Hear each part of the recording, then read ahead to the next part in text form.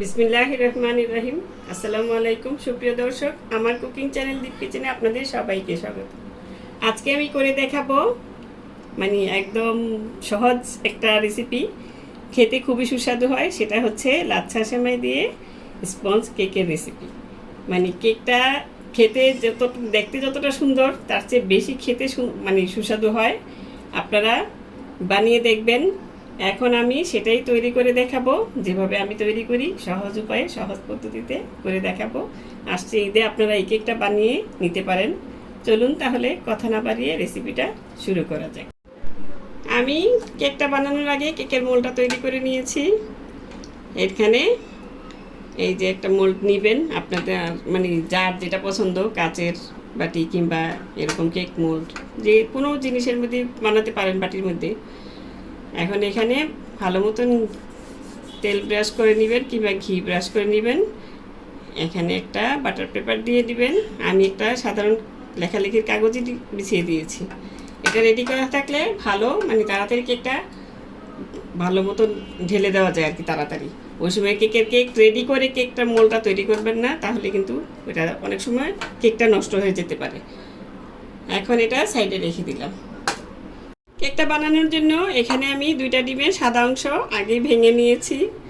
এখন আমি এখানে একটা ইলেকট্রিক বিটার দিয়ে কিছুক্ষণ বিট করে নিব।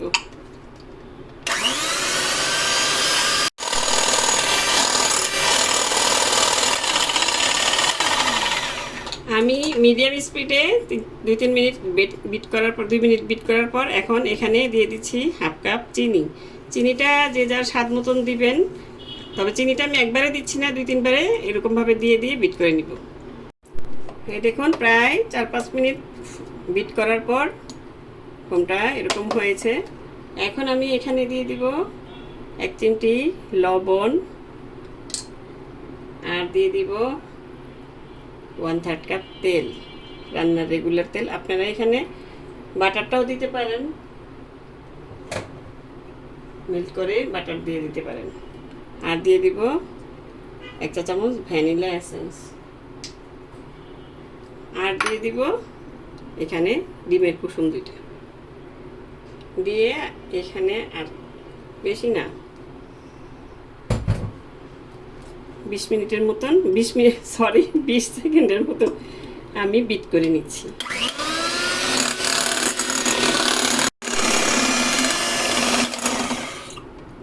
হয়ে গিয়েছে। এখন আমি এখানে শুকনো উপকরণগুলো মেশাবো। তার আগে আমি শুকনো উপকরণগুলো চেলে নিতে হবে, এই জন্য আরেকটা চালনি দিয়ে এখানে চেলে নিচ্ছি আমি। এখানে একটা বাটির উপরে চালনিটা নিয়ে নিয়েছি। যে কোনো কেকের মধ্যে ময়দাটা চেলে দিবেন, দিলে ভালো হয়।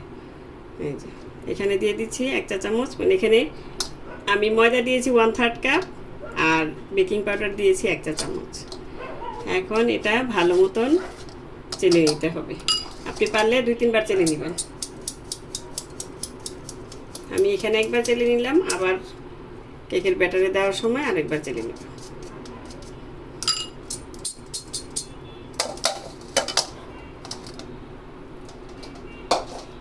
এখন এটা নিয়ে নিলাম।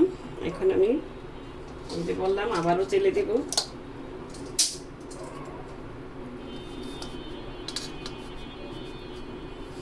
দুই 3 বারে দিয়ে তারপরে এটা মেশাতে হবে, তাহলে আপনার ব্যাটারটা ভালো মতন মিশে যাবে।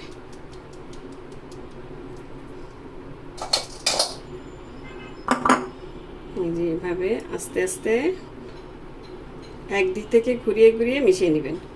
ওই চতুর্দিক থেকে এমনি নেড়ে চেড়ে মেশাবেন না।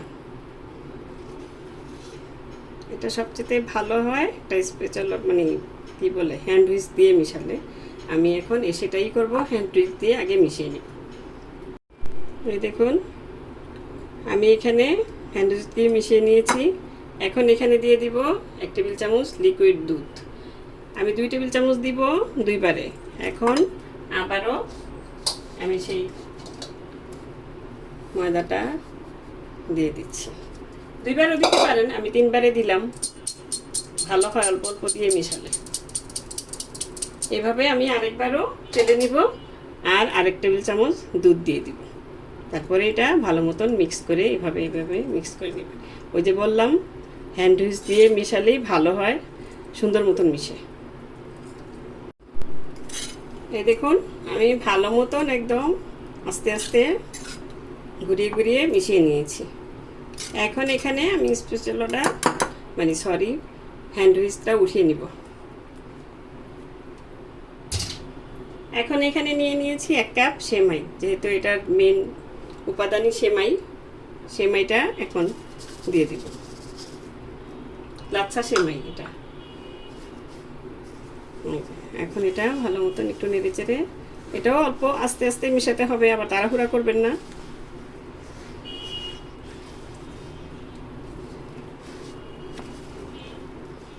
এইভাবে মিশিয়ে নিচ্ছি। এই দেখুন এটা সুন্দর মতন এভাবে একটু হোল্ড করে করে মিশিয়ে নেবেন, যাতে সুন্দর মতন মিশে যায়। এটা মেশানো হয়ে গিয়েছে। এখন আমি এটা সাইডে রেখে দিলাম। আর এখানে একটা প্লেটে আরও 1/2 কাপ সেমাই নিয়ে নিলাম, আর দিয়ে দিব একটু রেড ফুড কালার। এটা সেমাইয়ের উপর দিয়ে দিব আমরা, যাতে দেখতে সুন্দর লাগে।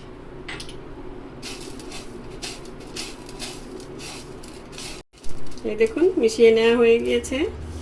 এখন আমি হাতটা ধুয়ে এখানে সাইডে রেখে দিচ্ছি। এটা হাতটা ধুয়ে আসছি কেকের মোল্ডটা নিয়ে। এখন আমি কেক মোল্ডে সে ব্যাটারটা ঢেলে দিচ্ছি। উপর থেকে ঢেলে দিবেন, তাহলে আর সেমাই যেহেতু আছে ভিতরে ফাঁকাটা থাকবে না।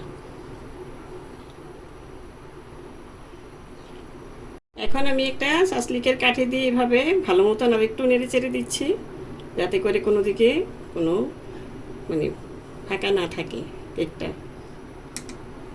এখন তারপরে একটু ট্যাপ করে নিতে হবে। এই দেখুন ট্যাপ করাতে বাবুগুলো ঠিক হয়ে যাচ্ছে। এখন আমি এখানে সেই যে সেমাইটা রেখেছিলাম কালার করে, সেটা দিয়ে দিব। সেটা এমনভাবে দিবেন যাতে সব দিকে সুন্দর মতন হয়ে যায়, ফাঁকা না থাকে কোনো জায়গায়। এই দেখুন আমি সম্পূর্ণভাবে এটা দিয়ে নিয়েছি। এই যে এখন আমি চুলায় চলে যাব। এই দেখুন চুলাতে আগেই আমি একটা হাঁড়ি বসিয়ে পানি বসিয়ে নিয়েছি, যেহেতু আজকে কেকটা আমি ভাপে তৈরি করব। এখানে স্ট্যান্ড দিয়ে দিয়েছি। পানিটা এখন বলক এসে গেছে। এখন আমি এখানে কেক মোল্ডটা দিয়ে দিচ্ছি, দিয়ে তারপর এটা ঢাকনা দিয়ে ঢেকে রেখে দেব। প্রায় 30-40 মিনিটের মতন লাগতে পারে। আমি পরে বলে দেব কতক্ষণ লাগতে পারে। এটা প্রথমে বলা ঠিক হবে না, কারণ অনেক সময় অনেকের চুলার আঁচের মধ্যে এটা হয়, সেই জন্যই আগে 30-35 মিনিটের মতন লাগতে পারে আর কি। এখন এখানে একটা যে ছিদ্রটা আছে, এটা আমি টিস্যু দিয়ে বন্ধ করে দিয়ে তারপর চুলায় রেখে দিচ্ছি। ফিরে এলাম প্রায় 30-35 মিনিট পর। এই দেখুন ঢাকনাতে আমি একটা টাওয়েল দিয়ে রেখেছিলাম, যাতে কেকটার মধ্যে পানি না পড়ে। ভাপটা দিচ্ছি যেহেতু পানিটা পড়তে পারে। এখন আমি সাসলিকের কাঠি দিয়ে দেখে নিচ্ছি। এই দেখুন একদম সম্পূর্ণভাবে ক্লিয়ার হয়ে গিয়েছে।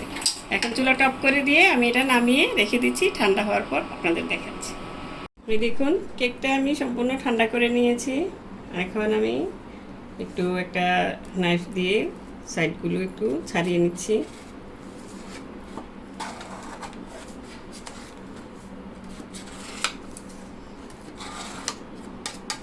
এখন এটাকে একটা প্লেটের মধ্যে করে মোল্ড আউট করে নিচ্ছি।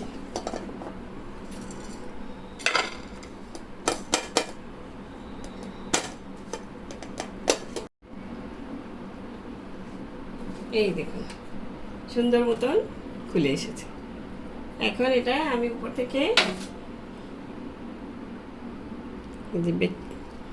আমি এটা একটু খুলে আসছে, আবার আস্তেও এসে পড়বে ভালো মতন টান দিলে।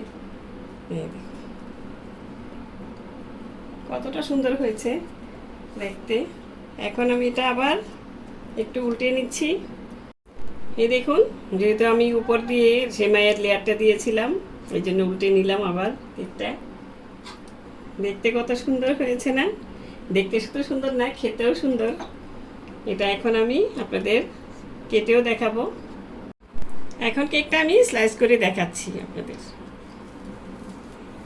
এই দেখুন, এই দেখুন, দেখুন কতটা সুন্দর হয়েছে একদম। এখন আমি পুরোপুরি কেটে তারপরে আপনাদের দেখাচ্ছি। এই দেখুন কতটা সুন্দর হয়েছে, কতটা স্পঞ্জি হয়েছে। এই দেখুন,